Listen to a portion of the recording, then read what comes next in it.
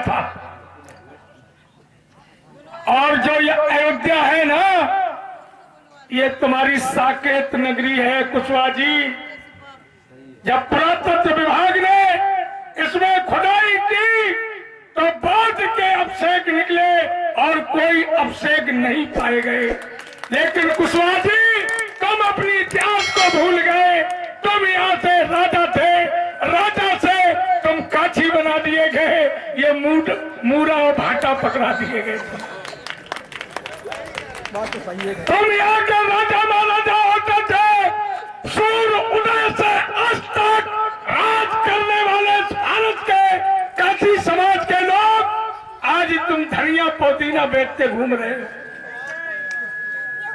कब तुम इतिहास को जानोगे? जब तक तुम्हारा सब कुछ लुटा जा रहा है।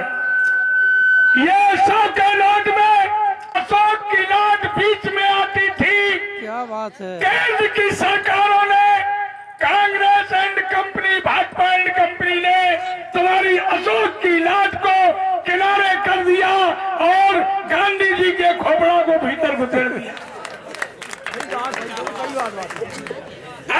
कुशवाहा समाज के लोगों, ये जिस दिन अशोक की लाट चली गई और गांधी जी का चरखा राष्ट्रीय चिन्ह बन गया या चश्मा बन गया, उसी दिन जीते जी ये भारत का काछी मर जाएगा, मर जाएगा, मर जाएगा। दोस्तों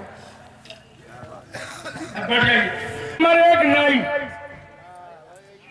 नंबर 2 बारी, नंबर 3 कहर, नंबर 4 कुम्हार, नंबर 5 थानो, नंबर 6 धोबी और नंबर 7 भंगी। ये 7 कमीन है, ये 7 कमीन है। बुरी न माने, हम नहीं कह रहे, इन्हें कहा जाता है।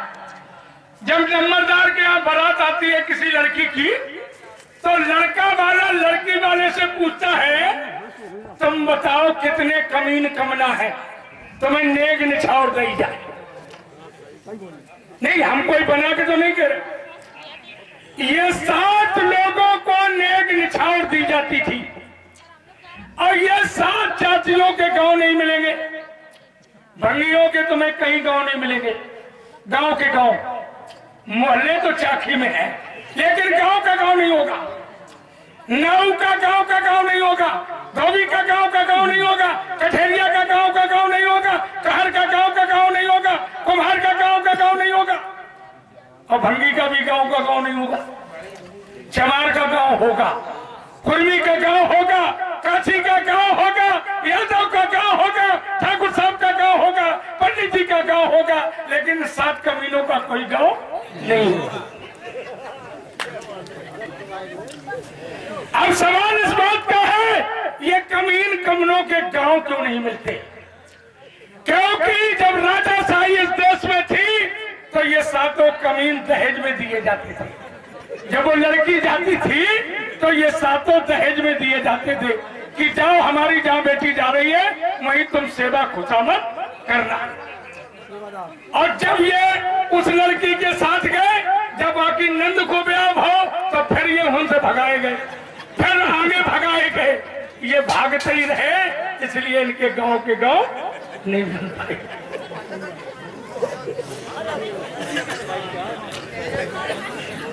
मेरे समाज के लोगों, कितने लोग हैं आज दिल से बताओ तुम बाबा साहब के अनुयायी हो? अभी थोड़े दिन बाद होली आ रही है। कितने यहाँ के दोहरे, कितने वाल्मीकि होली मनाएंगे? हाथ उठाएंगे।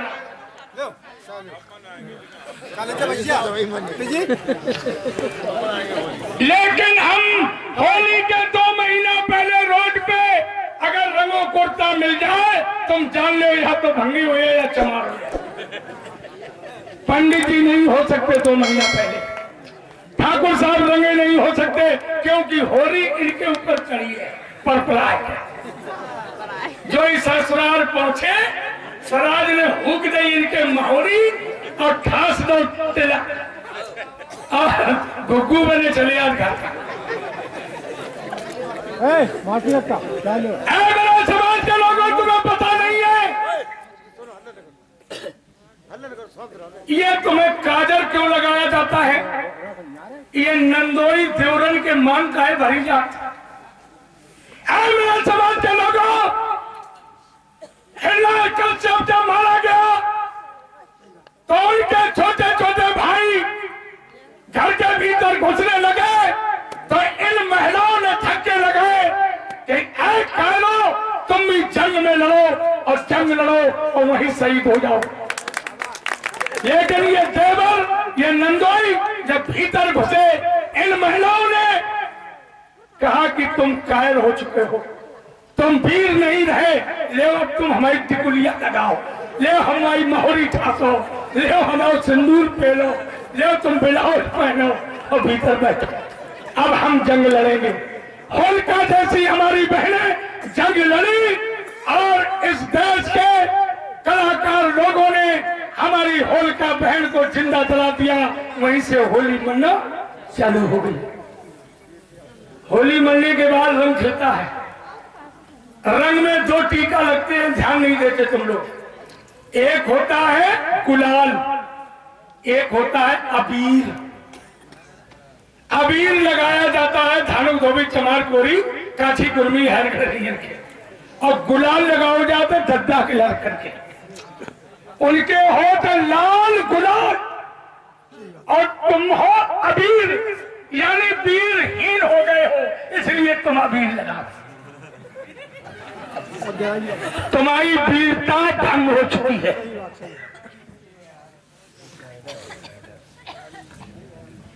इसलिए तुम अबीर लगाते हो। मंजू, अगर जरा सी बाबा साहब का लहू तुम्हारे अंदर हो तो अबीर मत लगवाना, और ना लगवाना और ना किसी के लगाना। तालियां बजाओ मंजू वाल्मीकि, क्योंकि ये दोहरे नहीं मानेंगे। जब दोहरे, ये दोहरे, ये अपने आप को कहते हैं हम बौद्ध हैं, और बौद्ध के नीचे लिखे हैं चमार। हम दावा करते तुम बौद्ध हो ही नहीं सकते। जहां बुद्ध शब्द लग जाए, जहां बौद्ध शब्द लग जाए, वहां कोई जात नहीं हो सकती। वो असली बौद्ध है जिसके बौद्ध के नीचे जात मिल गई, तुम समझ लो ये बौद्ध नहीं है, ये नकली बौद्ध है। लेकिन अब ये असली बौद्ध बने कैसे?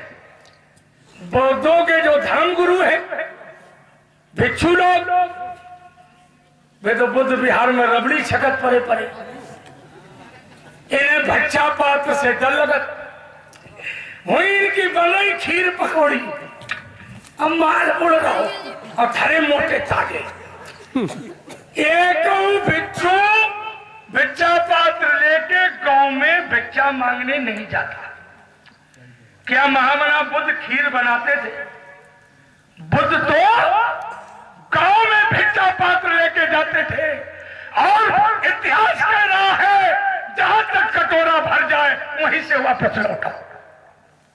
क्या हमारे बिच्छू ऐसा करते हैं? भारत नहीं करे। ब्याह में 500 रुपया न देगा रूठ जाए। अब हमारी बात बुरी न लगे, हम तो भंगी आदमी, तुम भगा दे तो कछुआ सा छोड़ो। हम तो लाखों जाए भगाए गए, दत्ता भगा तो रहे, तुम भगा दो का हमारे फर्क पड़ा। लेकिन हम कहीं हैं भाई जो असली है।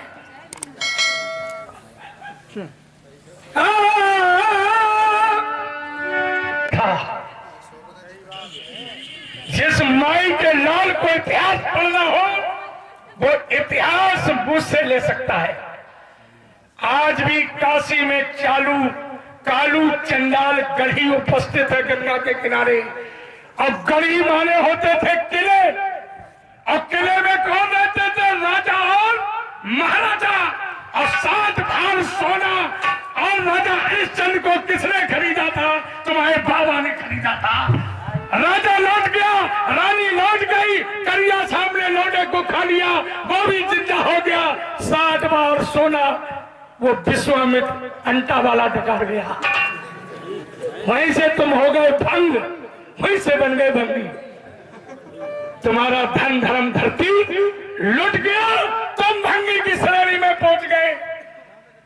तुमसे जानबूझ के जबरदस्ती टट्टी कटवाई गई, तुम्हारी बहन बेटियों की साड़ियां नोची गई। हाथरस का कांड अभी तो हुआ परसों,